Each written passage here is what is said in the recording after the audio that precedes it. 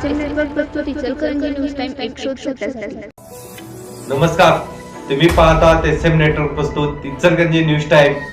पाहूया आजच्या ठळक घडामोडी संदर्भातलं महाराष्ट्र महापालिका अधिनियम 1949 चे कलम 451 प्रमाणे मेहरबान उच्च न्यायालयाने विभागीय आयुक्त आणि प्रधान सचिवांच्याकडे मला जे अधिकार दिलेले आहेत ते अधिकार अबाधित या ठिकाणी ठेवलेले आहेत। परंतु टेंडर नोटीसमध्ये या ठिकाणी आयुक्तांना टेंडर मंजूर करणे नामंजूर करणे आणि काम चांगलं असेल तर 1 वर्षाची मुदतवाढ देण्याची जी अट होती ती न्यायालयाने या ठिकाणी खारिज करून मान्य स्टँडिंग समितीला सगळे अधिकार दिलेले आहेत। एकंदरीत आर्थिक अधिकार, निविदा मंजुरीचे अधिकार हे आम्ही पूर्वीपासूनच सांगत होतो, हे स्थायी समितीला आहेत, ते स्टँडिंगलाच या ठिकाणी प्रदान झालेले आहेत हायकोर्टाच्या या निर्णयामुळे। आणि सभा कायदेशीर काय बेकायदेशीर आणि ठराव क्रमांक 172 हा बेकायदेशीर काय याचा निर्णय विभागीय आयुक्तांच्याकडे या ठिकाणी 451 प्रमाणे चालेल।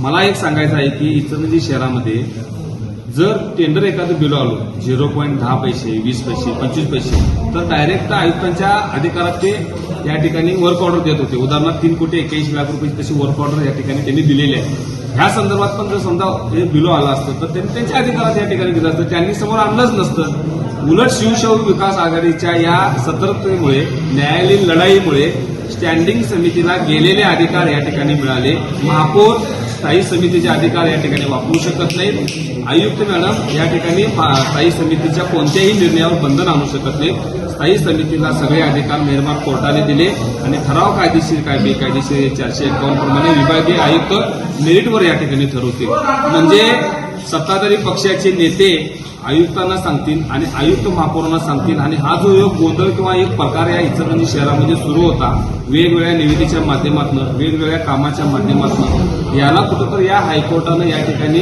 स्थगिती दिलेली आहे, याला कुठंतर चपराक बसलेले असं म्हणावं लागेल। आणि मला सगळ्यात शेवटचं सांगायचं आहे की हळवंकर साहेबांच्या स्टँडिंगच्या सदस्यानं की हे अंदाजपत्रक चुकीचं आहे, हे अंदाजपत्रक फुगवलेलं आहे, या अंदाजपत्रकामध्ये प्रचंड भ्रष्टाचार आहे, हे अंदाजपत्रक वेगवेगळं करावं आणि याचं वेगवेगळे झेडवर वेगवेगळ्या हिशोबाने हे टेंडर या ठिकाणी शहरामध्ये काढावं, प्रसिद्ध करावं अशी त्यांची पूर्व मागणी होती।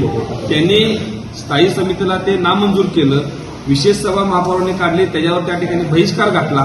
माझं आजही म्हणणं ठाम आहे की हळवंकर साहेबांच्या या सगळ्या स्टँडिंग सदस्यांनी त्यांनी पूर्वी घेतलेल्या भूमिकेवर ठाम राहावं आणि इचलकरंजीच्या जनतेचा जो पैसा भ्रष्टाचाराच्या रूपानं यातून जाणार होता त्याला लगाम लावण्याचं काम आज मेहरबान कोर्टानं हळवंकर साहेबांच्या गटाला या ठिकाणी अधिकार दिलेले आहेत। त्यामुळे पूर्वीच्या निर्णयावर त्यांनी ठाम राहावं असं आमचं या ठिकाणी तुमच्या माध्यमातून या ठिकाणी त्यांना विनंती आहे, आव्हान आहे।